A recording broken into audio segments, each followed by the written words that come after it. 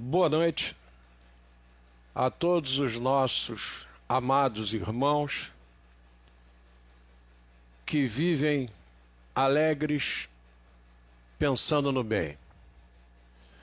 Essa é a máxima do professor Leopoldo Machado em sua Canção da Alegria Cristã.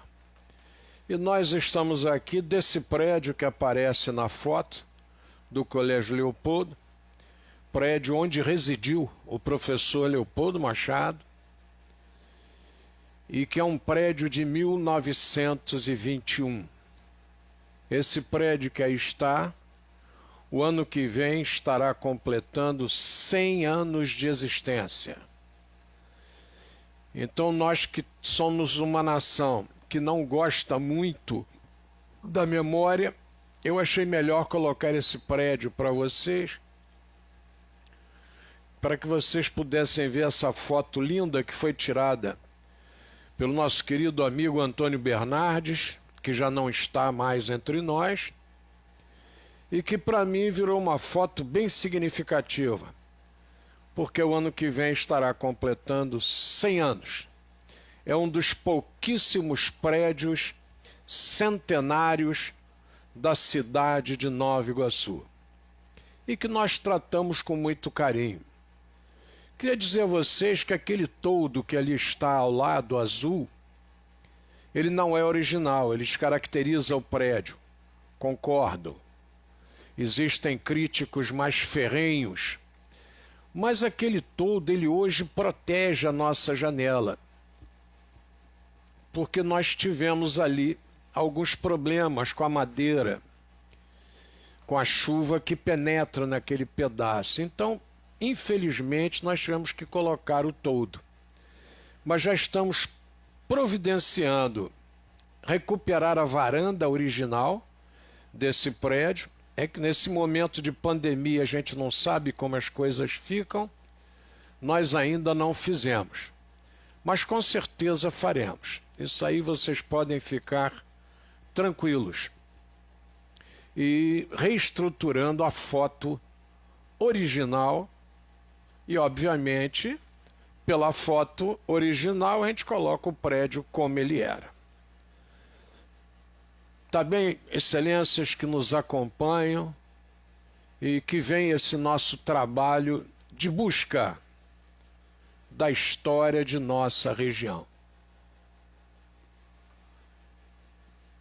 Fica aí a lembrança do prédio do Colégio Leopoldo para vocês. E nós hoje gostaríamos muito de conversar. Estou aguardando aí nosso Ronaldo. Opa, apareceu o Ronaldo. E sumiu. Rapaz, eu acho que o Ronaldo tem algum problema espiritual, não é possível. Ele aparece, aí a gente vai clicar para trazê-lo, ele some. Tem algum problema espiritual aí, Ronaldo? Vamos ter que verificar como é que a gente resolve. Bom, queria dar o nosso boa noite a Rosane Baima. Ô Rosane, grande abraço. Saudade dos nossos peixes, Rosane. Vamos comer um peixinho qualquer dia e botar a conversa em dia. Geraldo dos Santos, um grande abraço. Sarinha, um grande abraço para você. Tá ok? Tem um aviso do professor Ronaldo aqui. O que houve? Ronaldo Gomes, boa noite a todos. Amigo Paulinho, hoje não poderei estar ao vivo. Gratidão. Jesus e sempre em nossas vidas. Amém, Ronaldo. Vamos em frente. Vamos trabalhando e conseguindo tocar nosso barco. Hoje eu tenho algumas coisas gostosas que aconteceram comigo. Hoje eu consegui recuperar todo o sistema de som que nós usávamos para tocar os nossos discos de vinil. E foi uma alegria muito grande tocá-los e verificar que eles estão assim em perfeito estado. Mas alguma coisa me preocupou muito. Muito. E eu vou dizer a vocês o que é. Eu peguei um disco que fala sobre músicas nossas, tipo Peguei um Ita do Norte, Stefan Brock, obrigado por estar conosco, Leopoldo Girão, obrigado por estar conosco, Jesus abençoe, e vamos em frente. Então eu coloquei aqui algumas músicas. Tem uma coleção das seleções que foi vendida no Brasil e toca muita música brasileira. Tipo, Peguei um Ita no Norte, tipo Asa Branca, Num Rancho Fundo, que teria sido composta aqui no Rancho Fundo, em Nova Iguaçu. Nós temos uma localidade exatamente com esse nome. Realmente procede a ideia de que aquela música se refere aqui à proximidade com o nosso Tinguá. E eu estava aqui com dois colaboradores do Colégio Leopoldo. O Wilson Pinheiro dos Santos, que é um mineiro, e o Edivandro de Jesus. E conversando com os dois e colocando as músicas, eu me assustei, porque músicas como Pode um Peixe Frio Viver Fora d'Água Fria demorou a ser identificada. Peguei um Ita no Norte para vir para o Rio morar. Não conheciam Mulher Rendeira, Não há ó gente, ó não luar como este do sertão, não conheciam. E eu fiquei assustado, gente.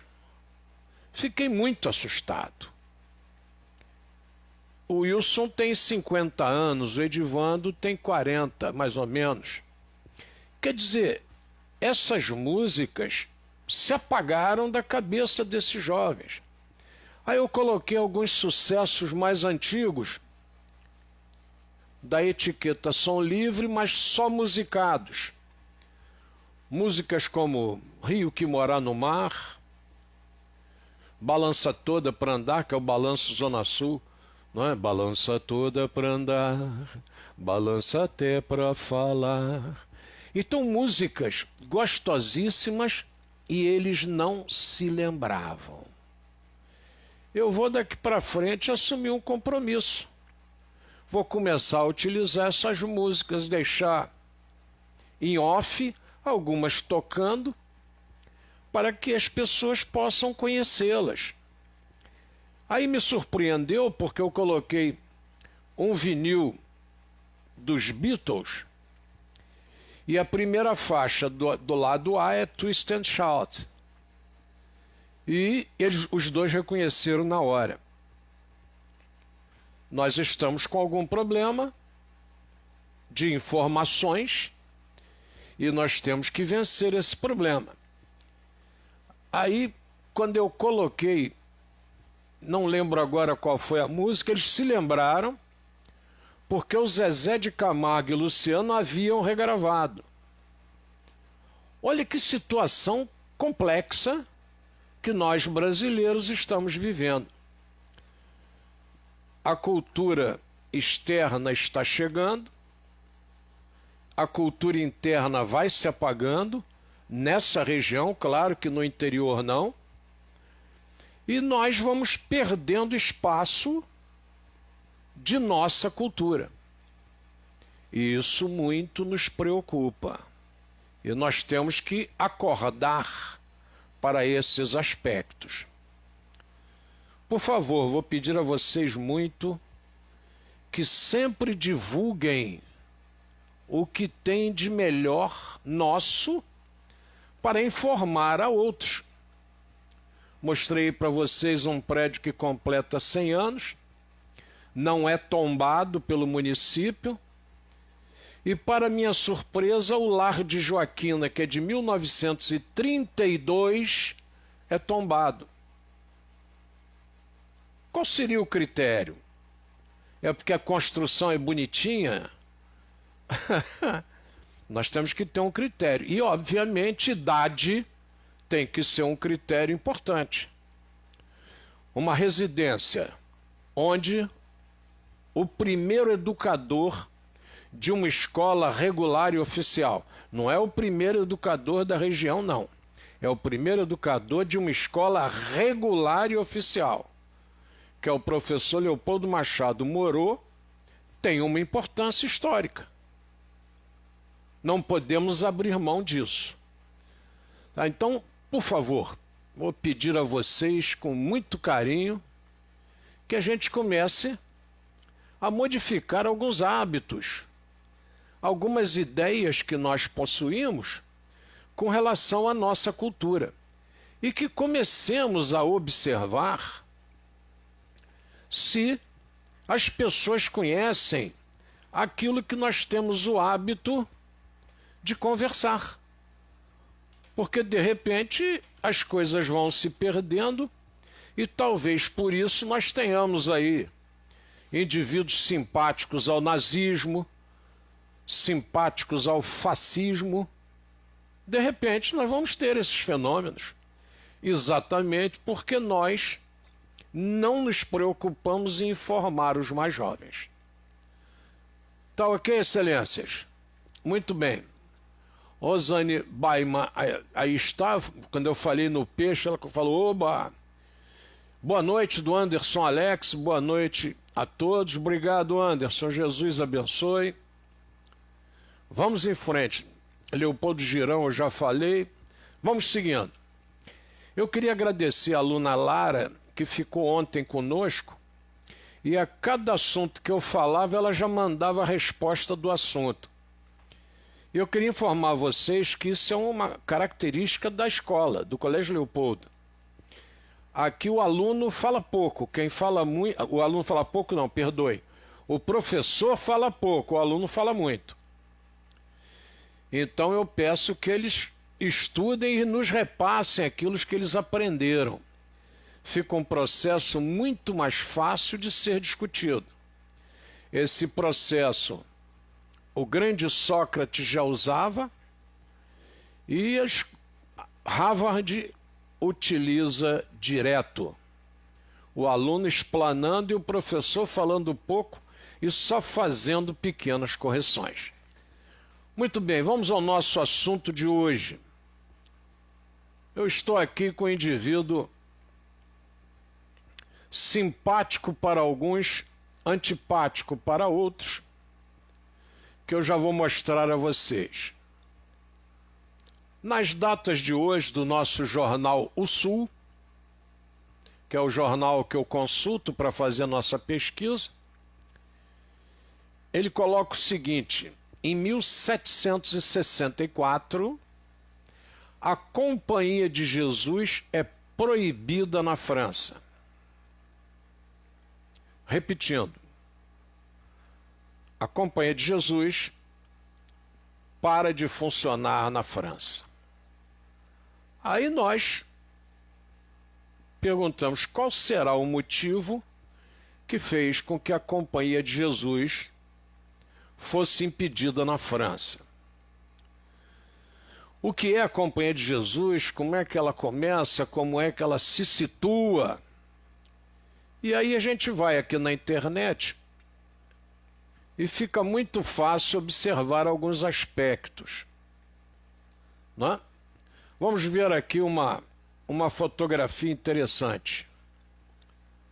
Vamos ver quem é esse rapaz. Esse rapaz aí é o nosso Marquês de Pombal.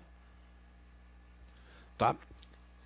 O nosso Marquês de Pombal, que é o Sebastião José de Carvalho e Melo, passou a história conhecido por seu título de nobreza, Marquês. Sua família era nobre, mas os pais não tinham muito dinheiro. O rapaz estudou Direito por um ano na Universidade de Coimbra e não gostou. Entrou para o serviço militar como cadete e também não se adaptou. Depois de uma vida de solteiro um pouco agitada, casou-se com Teresa de Noronha e Bourbon, dama da rainha Maria Ana de Áustria. Olha a Casa de Áustria aí presente de novo. Quando completou 39 anos, iniciou sua vida pública e foi embaixador, representante do governo português na Inglaterra, onde sua mulher veio a falecer, e na Áustria seu trabalho diplomático foi reconciliar o Papa Bento XIV e o imperador austríaco Fernando, que estavam em conflito. Nessa época, Sebastião se casou pela segunda vez com Leonor. Tá? Então vejam só, o nosso Marquês de Pombal, até aqui, eu só falei da vida individual dele. Estou lendo porque esses detalhes nem faço questão de guardar. Mas o Marquês de Pombal, ele vira ministro em Portugal e conquista um grande número de adversários políticos entre a nobreza, o clero e os oficiais. Bom, o Marquês de Pombal passa a história como alguém que deu muito combate a certos segmentos da sociedade. Tá? A certos segmentos da sociedade. Maria I, que passou a história como Maria I a Louca, era dominada pelos nobres e pelos padres. 2 anos depois, Pombal foi condenado ao exílio, acusado de corrupção. Quis se defender, mas não foi nem ouvido.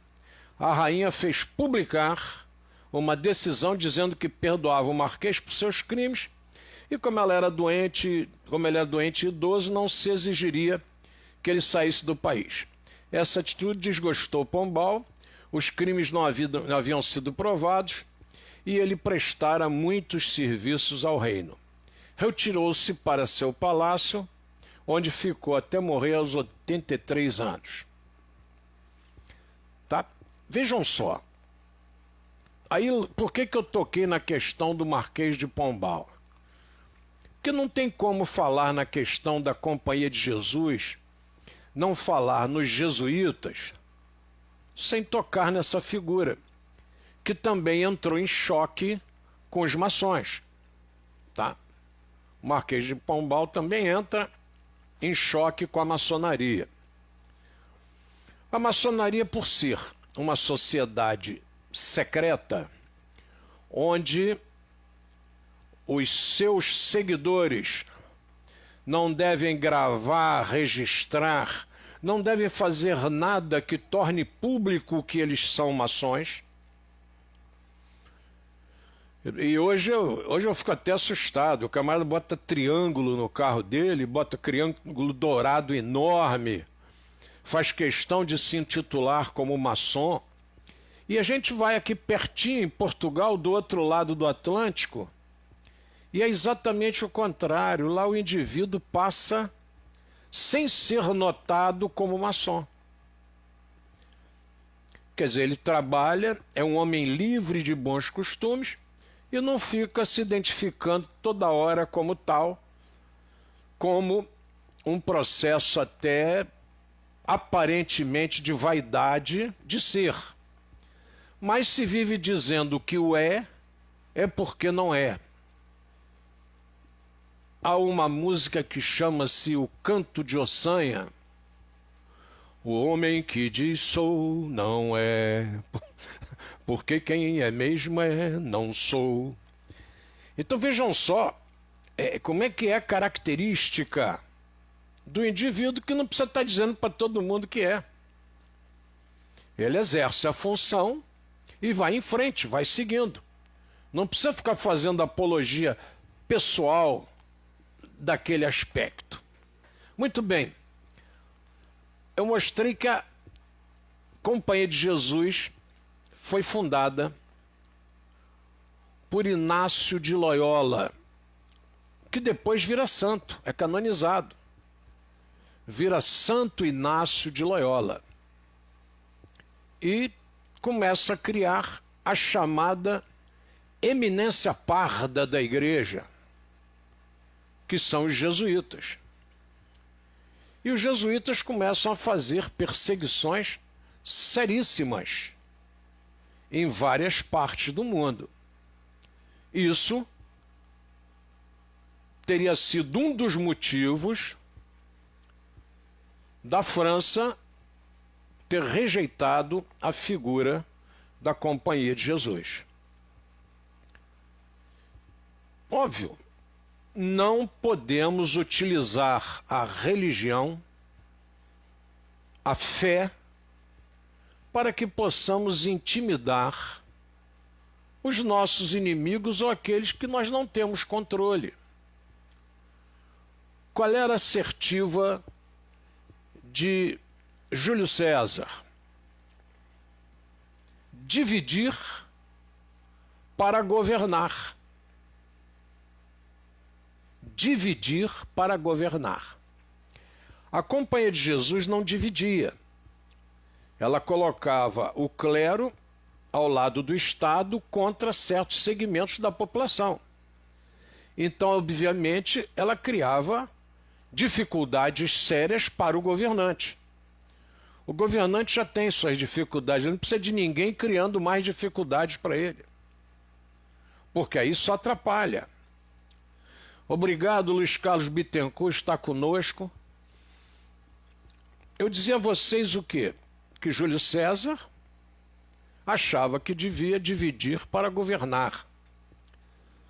Há uma discussão séria sobre isso, de controle das massas, entre a teoria de Nicolau Machiavelli e Jean-Jacques Rousseau. Eles colidem nesse aspecto. Mas Nicolau Maquiavel vai concordar com Júlio César, governante romano, porque você deve dividir para governar. Esse comentário nosso cabe nos dias de hoje? Vamos fazer uma análise. Discussão do espancamento até a morte daquele senhor de meia idade lá no Rio Grande do Sul, na rede Carrefour, que já é um segundo caso. Não estou culpando a rede Carrefour, mas eu estou dizendo que a rede foi invigilante ao não conversar com os seus setores de segurança de que não cabe esse tipo de atitude. Isso aí quem contrata deve deixar claro, porque termina respondendo solidariamente sobre a agressão feita.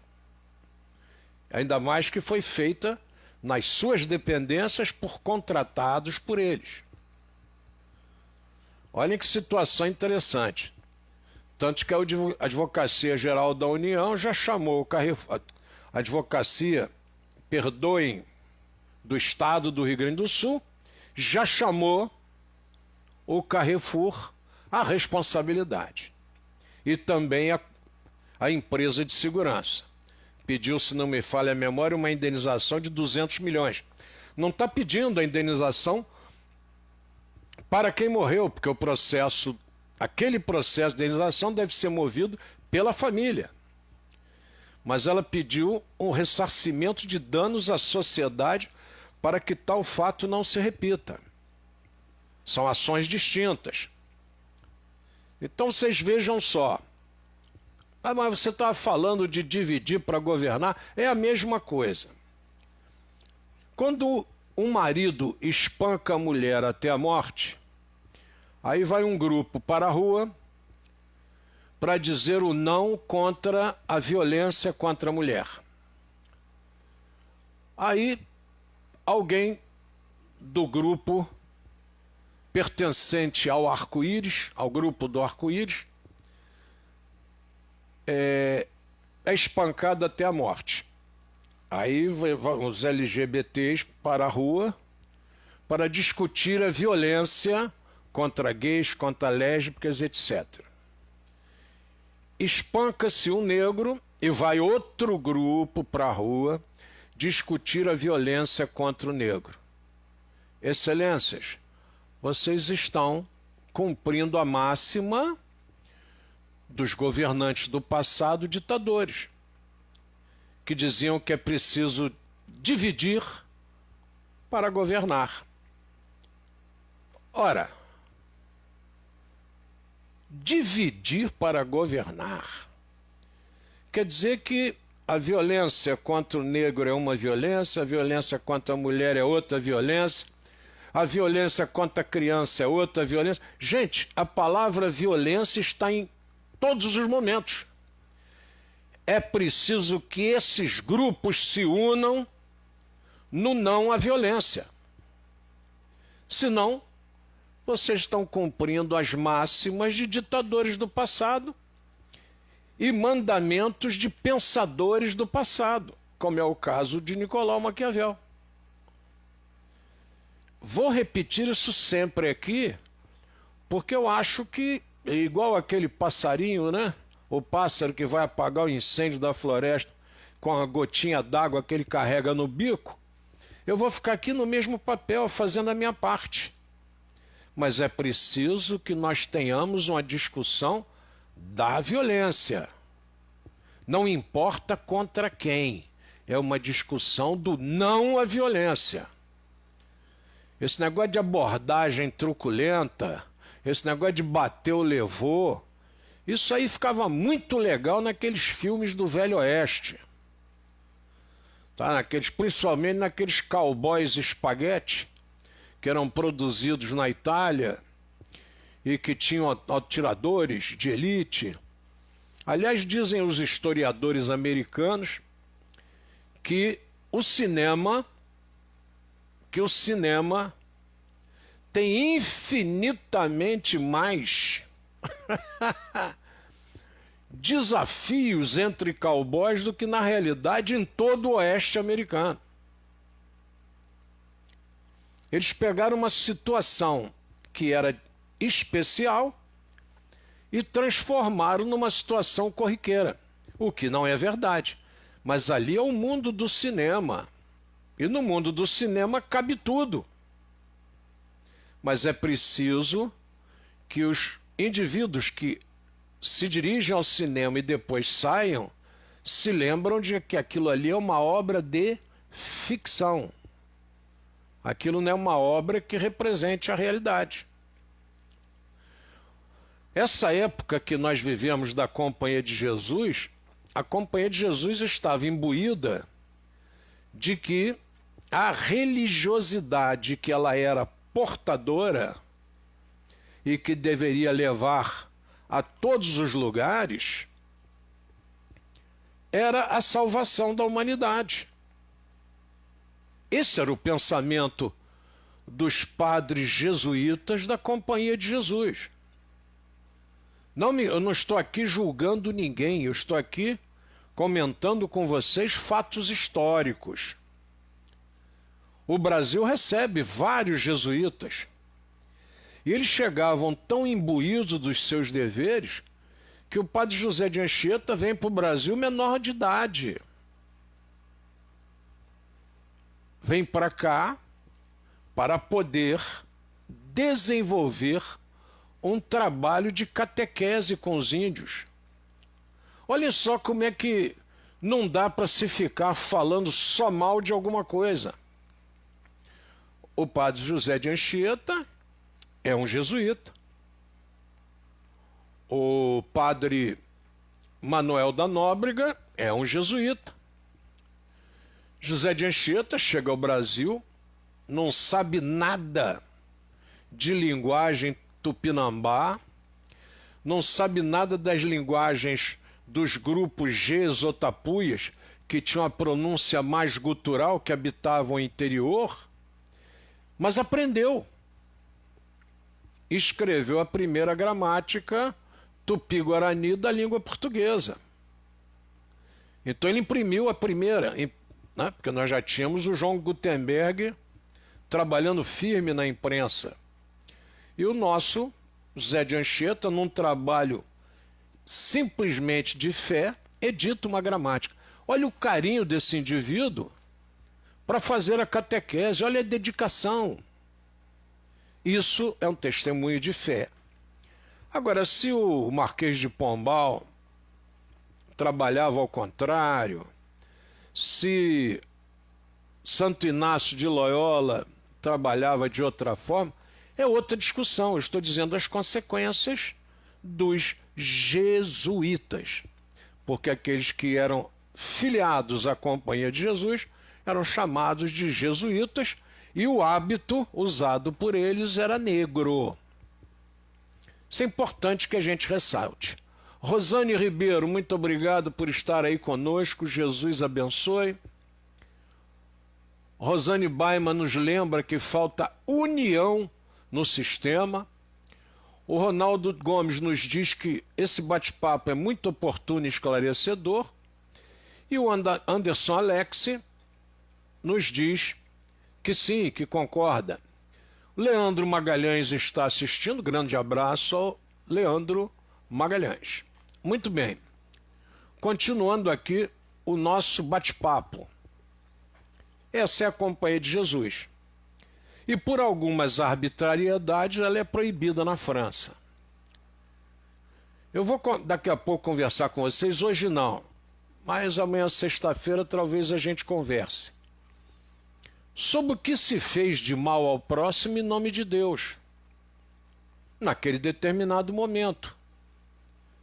E nós não podemos nos separar por fé diferenciada. Nós não podemos nos separar. Se nós acreditamos em um ente criador, nós temos que procurar entender quais são as óticas daqueles que não pensam exatamente igual a gente.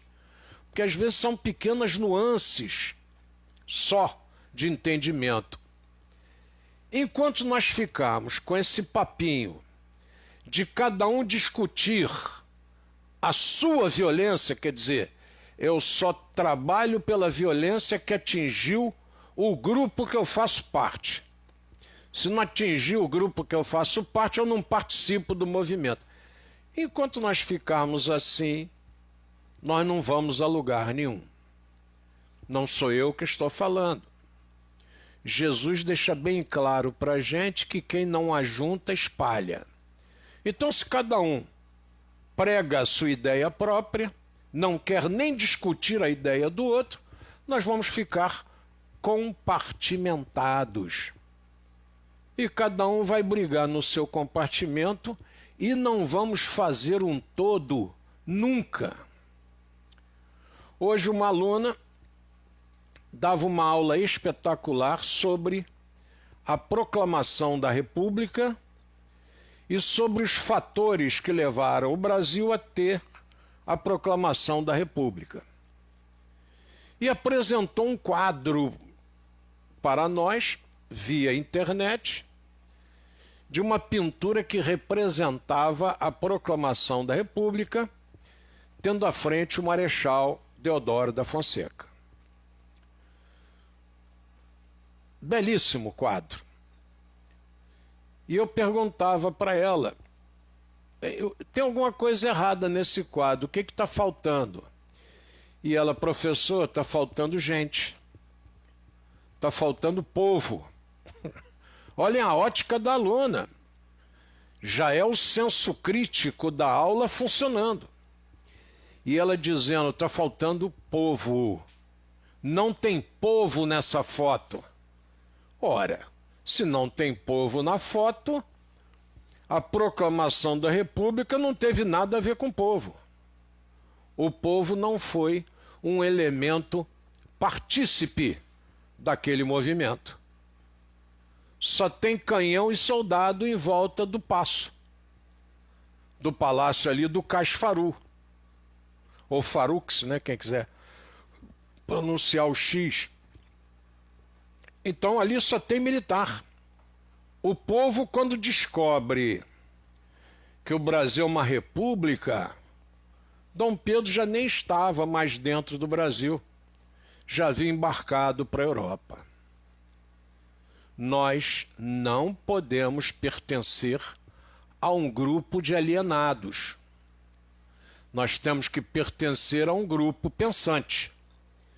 Então, se a gente observa que há um movimento e esse movimento é de todos, eu tenho um movimento contra a violência. Não importa se a violência é contra negro, não importa se é contra mulher, não importa se é contra criança, nós temos que brigar contra a violência. Ela é que não pode caber na nossa sociedade. Não há como recebermos passivamente qualquer atitude violenta. Qualquer atitude do sacar a arma de imediato. Hoje, nós vimos um fato lá, no velório de Diego Maradona, um ícone para Nápoles, na Itália. E aí o indivíduo mais avisado diz assim, mas por que ele é ícone na Itália? Porque em Nápoles se sentia até garfada pelos outros clubes de Roma. Então Nápoles, como não ficava lá, se sentia garfada, porque estava em outra região. Então fazia um movimento separatista, não estava junto.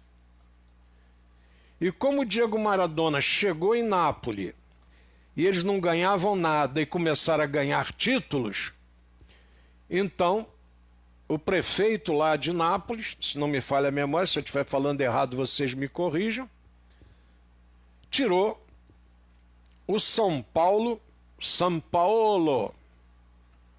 de padrinho do estádio de futebol, e o estádio de futebol deverá chamar-se Diego Maradona, pela importância de união daquele povo pelo esporte contra outra parte da Itália. Então, talvez vocês, na inocência, na pureza do raciocínio, não entendam que essas discussões fracionadas, elas destroem a gente. Elas destroem uma sociedade regularmente constituída. Vocês vão fazendo clubinho daqui, clubinho disso, clubinho daquilo, e você vai dividindo. E a divisão chega aonde? Essa deve ser a nossa discussão. Eu divido e chego onde? Lá no velório do Diego Maradona, as cenas de violência apareceram.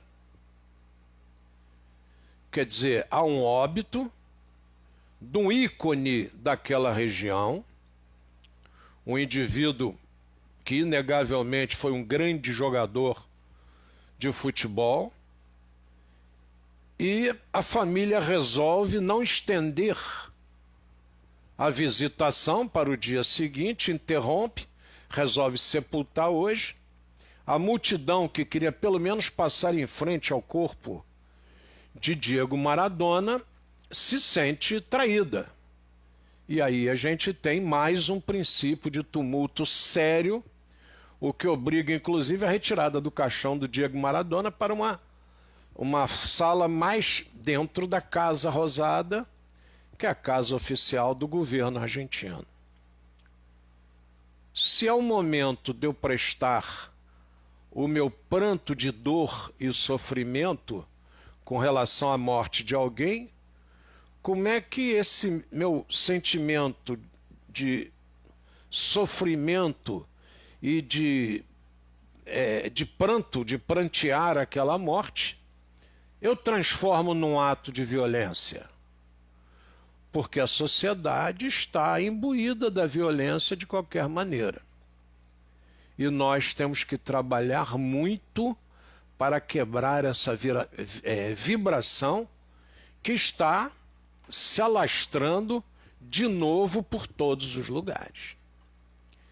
A gente vê os debates políticos, fulano é o pai da mentira, você é a madrinha da mentira, e os ataques pessoais cedem lugar à discussão de proposta política. Meu Deus, o que está acontecendo? Nós não podemos perder a razão. Nós temos que estar sempre conscientes e sempre observadores e tomando cuidado. A escola errou. A escola brasileira errou, e errou muito durante esses anos. Nós tivemos erros crassos. O aluno, em um monte de escolas, ele atende celular em sala de aula, ele desrespeita o professor e acontece o quê? Nada. Mas tem que acontecer. Nós não podemos, mas ninguém faz nada, não sou eu que vou fazer. Então é muito mais fácil você se colocar escorregando do que se propondo a fazer qualquer trabalho sério. Tá? Sebastião Wagner Berriel, um grande abraço, Berriel, Jesus o abençoe, ilumine e guarde. Parabéns pela sua votação em Nova Iguaçu como candidato a prefeito. Tá? Não estou discutindo aqui partidos, estou discutindo pessoas. E eu queria parabenizá-lo pela sua coragem de vir como candidato pelo PT, que foi demonizado no Brasil, né?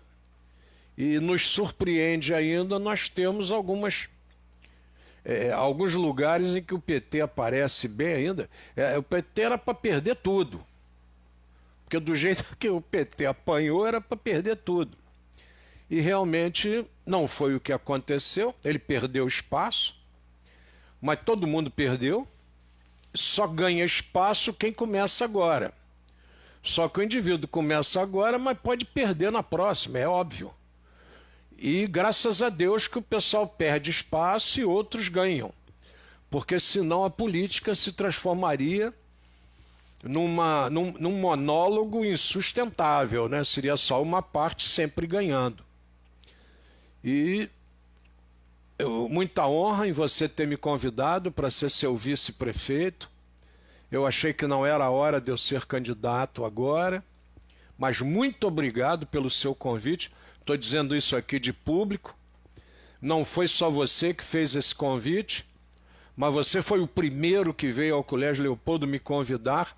Isso muito me honrou, viu? Você é uma pessoa que eu sempre respeitei e respeito muito. Um grande abraço e parabéns pela coragem da candidatura. Que Jesus o abençoe, ilumine e guarde. Muito bem. Então a Companhia de Jesus é expulsa. E nós sabemos que a Companhia de Jesus lutava por uma ideia religiosa. Uma delas era a catequese dos índios. E aí eu sei que vai falar mal, o outro vai falar bem, mas eles possuíam um propósito de divulgar a fé católica pelo mundo. E foi o que fizeram. Em alguns lugares se excederam, em outros não, mas a Companhia de Jesus começa a ser perseguida e começa a ser realmente proibida. Muito bem. Aí vem uma notícia aqui, saindo desse campo da política. Vamos alegrar um pouco o papo, senão a gente fica com um papo muito sério. Aí dá sono na moçada, aí a moçada vai dormir. Então vamos lá. Ô Ronaldo, você não pôde participar, mas está aí firme olhando. Então nós estamos vendo aqui o seguinte. O Clube de Regatas Vasco da Gama, em 1915, e o Lusitânia se fundem no dia 26 de novembro de 1915 e passam a contar como um só time de futebol. Então os portugueses realmente se unem em torno do Vasco da Gama. Se unem e investem. Não é? O campo do Vasco da Gama é alguma coisa invejável. E na cabeça lá do campo, em frente à tribuna de honra, está lá um mastro de um navio que representa exatamente o grande navegador português Vasco da Gama, descobridor do caminho marítimo para as Índias. É claro que o Bartolomeu Dias já tinha passado lá antes, no Cabo das Tormentas, e ele vai na rota do Bartolomeu Dias. Bartolomeu Dias, se não me falha a memória, passa por lá em 1488 e ele passa por lá em 1494, se não me falha a memória. Se eu tiver errado, alguém me corrija. Mas eu estou aqui tocando a minha observação. Então o Vasco da Gama surge como potência esportiva e merece um carinho maior dos seus dirigentes. Não é justo que o presidente do Vasco seja deputado, seja governador. O presidente do Vasco tem que ser o presidente do Vasco e tem que trabalhar pelo clube. Até porque as pessoas nem têm essa ideia. A importância da vitória e da derrota de um clube e a importância do esporte ajuda uma nação a caminhar para frente. São menos jovens nas ruas, são mais jovens dedicados ao esporte, porque o esporte e a droga não combinam. Não quero citar nome, mas todos aqueles que aderiram às drogas, o esporte acabou. Eles optaram pelas drogas. Eram grandes atletas, optaram pelas drogas, o esporte para eles morreu, acabou. Tá? Então, muito bem, o Sebastião Wagner Berriel nos responde o seguinte: e em várias cidades que foram fundadas também pelos jesuítas. Sem sombra de dúvida, né? Você passa ali e passa em Itacuruçá. Itacuruçá, que negócio desse de Itacuruçá? Ita é pedra, Itacrucis, pedra do cruzeiro. Aí eu digo, opa, devia ter ali alguma coisa religiosa. Para nós temos o nome de Itacuruçá. Ita, pedra, crucis, cruz. Né? Então tinha ali alguma coisa referente aos jesuítas. Aí eu passo ali em Santa Cruz, ali indo para Campo Grande, ou depois de Campo Grande. Aí eu tenho uma seta lá enorme, jesuítas. Quem já passou pela Avenida Brasil já viu. E tem uma ponte dos jesuítas, gente, ali em Santa Cruz, que é uma coisa maravilhosa. E está linda até hoje, hein? Por incrível que pareça, está linda e maravilhosa até hoje a ponte dos jesuítas. Os jesuítas passam pelo Brasil realmente e fazendo coisas saudáveis em nossa região, tá? O Wagner Berriel diz que a minha amizade o honra muito. Igualmente, Berriel, igualmente, você não tem a menor dúvida. A honra é recíproca, tá ok, meu irmão? Um grande abraço e vê se aparece aqui para tomar aquele café, que muito me honra a sua presença aqui no Colégio Leopoldo. Tá? Aliás, aquele que desejarem, não precisa nem avisar. Eu estou sempre aqui no Colégio Leopoldo. Aqui é o meu local, aqui é a minha prisão. É o meu presídio. Tá ok? Muito bem. Aí nós temos essa participação dos jesuítas na região. E será que eu teria aqui a ponte dos jesuítas para vocês? Eu nem sei se eu tenho aqui rapidamente. Eu acho que eu não tenho não, gente. Quero pedir desculpas. Mas eu vou preparar para poder mostrar para vocês. Eu lancei algumas fotos no grupo, mas não lancei a foto da ponte dos jesuítas. Está em outra publicação que não no meu Facebook. O trabalho, gente, é de várias pessoas. Eles vão tocando o trabalho como podem. E nós temos que entender isso. Vocês vejam só. Outro dia, aqui pela imprensa, né? Um indivíduo que de uma arrogância muito grande. Alguém falava na Estrada de Ferro Barão de Mauá e ele prontamente agrediu rapidamente a questão do Barão de Mauá, que o Barão de Mauá era isso, era aquilo. Muito bem, eu estou lendo aqui agora, Barão de Mauá cria a Estrada de Ferro Barão de Mauá em 1854, com recursos próprios. o aporte do imperador foi pequeno.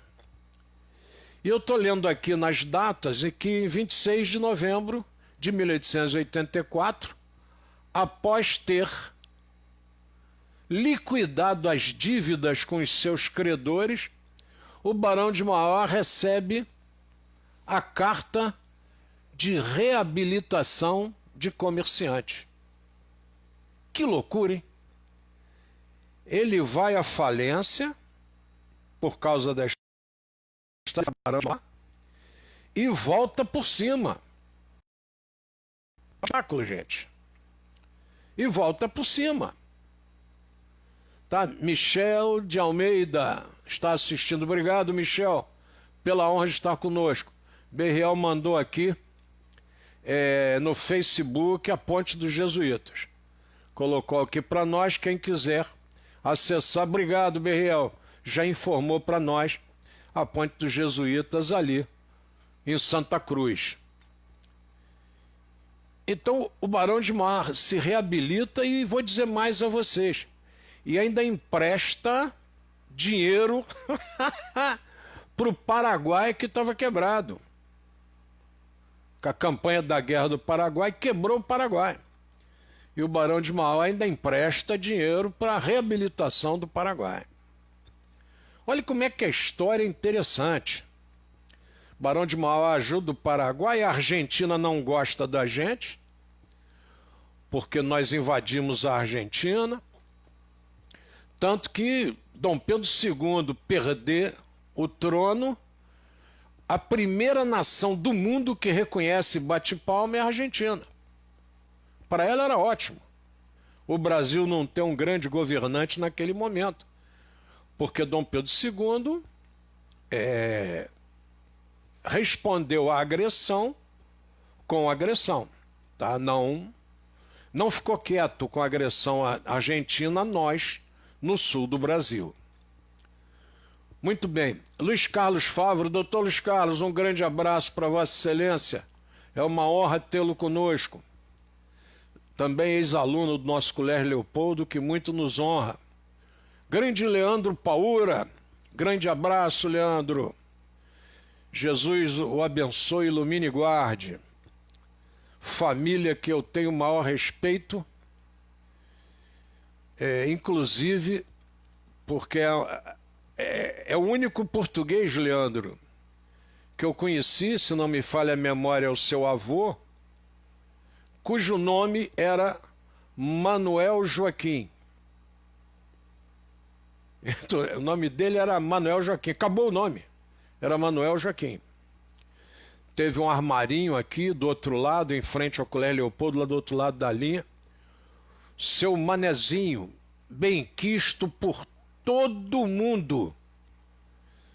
Ele, Dona Alzira, Alzira era o nome do armarinho, que era a esposa dele. Os dois deixaram lembranças maravilhosas em todos nós. Tá? E os filhos todos, conhecidos nossos também. Dois, a Maria José e o Gabriel, eu tive a honra de estudar com eles na mesma turma, os dois estudavam na mesma turma que eu, aqui no Colégio Leopoldo, pessoas fabulosas. Gabriel, um ser humano diferenciado, atleta de basquete, que Jesus os abençoe. Parabéns, Leandro, pela família que você descende, um grande abraço. Ele está respondendo ali, sim, muito orgulho. É isso aí, o orgulho é de todos nós que tivemos a honra de conviver.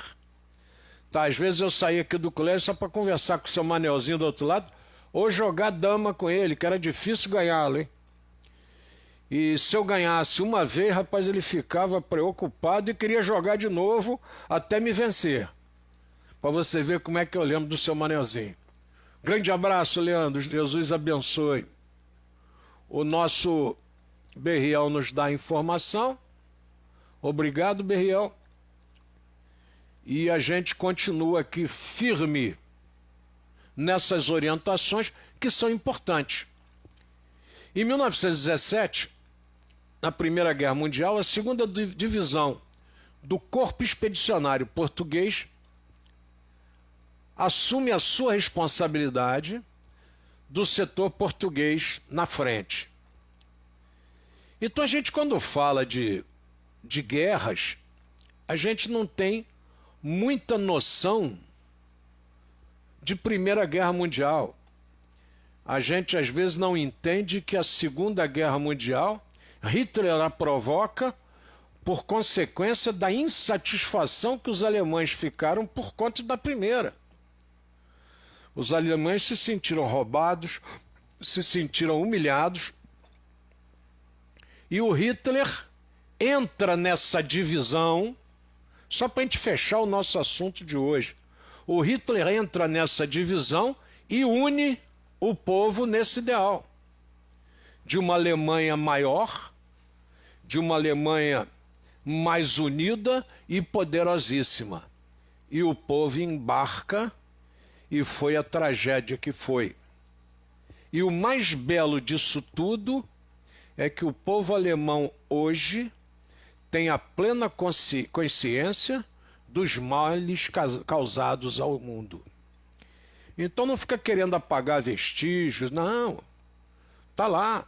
A questão da mortandade de judeus é mantido lá na Polônia, são mantidos na Polônia os campos de concentração para que o mundo não se esqueça do que aconteceu e fique com medo ou com prudência, ou deem o nome que quiserem, para que tal fato não aconteça de novo.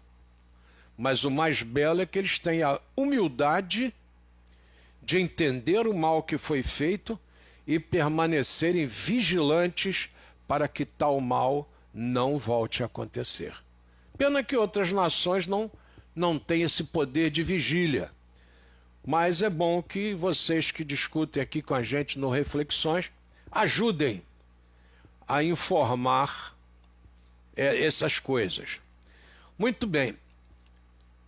1922, nós temos uma data histórica para os antropólogos, para os museólogos e principalmente para os egiptólogos.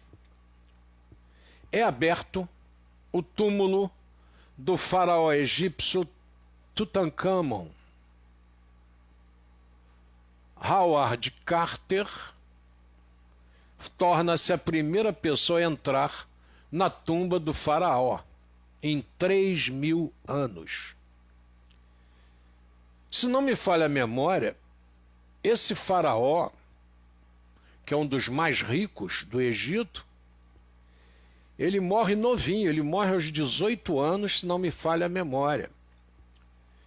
E tem uma das tumbas mais ricas e decoradas da época.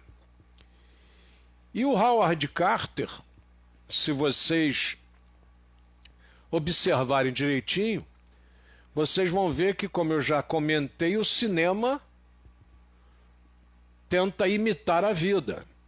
Então, quando vocês olham ali um Indiana Jones com Harrison Ford, vocês têm exatamente a ideia daquele indivíduo que trabalha no Museu Britânico e que é pesquisador e que vai buscar relíquias. Quer dizer, é a arte tentando imitar a vida. Então o nosso Howard Carter, o nosso Indiana Jones de 1922, que é o primeiro a entrar num túmulo de 3.000 anos, o que era só por isso um ato de coragem, porque os túmulos eram cheios de armadilhas, cheios de preocupações para quem entrava e, obviamente, tinha que ser alguém com muita vontade de descobrir a história e de estudar a história. Muito bem, eu acho que Nossa Senhora, gente, já passei de 1 hora, quero que vocês me perdoem, tá? Eu não sei como é que o Ronaldo Gomes me atura, porque eu sozinho, né, Ronaldo? Falei para Chuchu. Leandro Parura está mandando um forte abraço. Grande abraço, Leandro. Uma honra ter tido aqui conosco hoje. Jesus o abençoe. Deixa eu lembrar a todos que o nosso canal, esse vídeo vai para o canal do YouTube. Eu passo ele para MP4 e coloco lá no YouTube. Por favor, não esqueçam de entrar e de se inscreverem no canal. E lembrem-se de usar os dois. Os dois não, né? O Facebook, o Instagram, Twitter, LinkedIn, todas essas redes, no Telegram, em todos eles eu coloco os nossos vídeos. Então eu fico com várias aparições. E eu queria dizer a vocês que esses vídeos, em alguns lugares eles aparecem com 300, com 100, mas tudo vai fazendo um somatório, né? Eu queria dizer que o YouTube é o lugar que eu tenho menor visualização. No Facebook eu já tive aqui visualizações que passam dos 4 dígitos, né? Que chegam inclusive aos 5 dígitos. Isso me honra de maneira que vocês não podem nem imaginar. Tá? E eu queria encerrar o programa hoje com o nosso amigo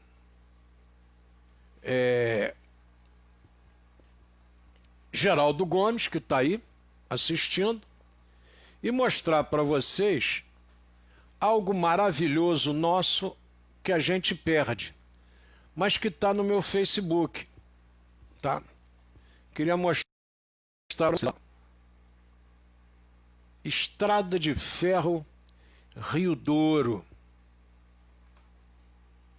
Gente, esse vídeo faz um passeio pela Estrada de Ferro Rio Douro, Rio do Ouro, né? E é um passeio maravilhoso. E eu tô com 71, eu cheguei a pegar os populares macaquinhos, né? Os trenzinhos Maria Fumaça com vagão de madeira. Sempre professor de história, sempre historiador, também deu a honra da gente fazer passeios inesquecíveis.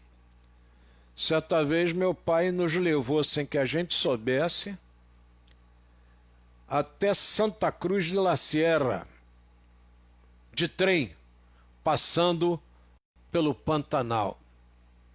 Passeio inesquecível. Nós passamos na estação lá do Bananal, estava cheio de índio. Aí meu pai pediu para tirar uma foto lá com os índios. E o índio olhou para o meu pai e disse: "Um cruzeiro." Foi a única coisa que o índio se lembrou de falar com meu pai: um cruzeiro. Quer dizer, um cruzeiro era o cachê para ele tirar aquela foto com meu pai. Era quando meu pai trabalhava nos cursos de aperfeiçoamento e difusão do ensino secundário pelo Brasil, curso da CADES. E essas lembranças são imortais. De forma que eu me despeço de vocês hoje com essa foto aí da Estrada de Ferro do Rio Douro, que é um filme. Se vocês acessarem minha página, podem verificar, maravilhosa, tá? Essa filmagem está no YouTube e vocês podem conhecer um pouco da história de nossa região. Se a gente não pegar a história da nossa região, o povo daqui vai esquecer, gente. Cabe a nós, mais velhos, passarmos para os mais novos, para que essa memória não se apague. Queria pedir a vocês que não se esquecessem de orar e vigiar. Cuidado com Covid. Tive vários amigos aqui que tomaram um susto grande. Não me deram autorização para eu dizer o nome, eu prefiro não dizer. Mas são amigos muito próximos que sentiram a situação complicada e impactou. Então quero pedir a vocês, orem, vigiem. Não esqueçam do seu culto no lar, conversar com a família. O culto no lar não é só com papai, mamãe e filhinho, não. É com os amigos. Se tiver um vizinho que queira conversar, vamos conversar também com ele. Façam essa hora que Deus me permitiu fazer com vocês aqui, que é o Reflexões. Tá ok? Muito obrigado. Jesus os abençoe, ilumine e guarde. muita vigilância e até amanhã com mais um Reflexões, se Papai do Céu assim o permitir. Até amanhã.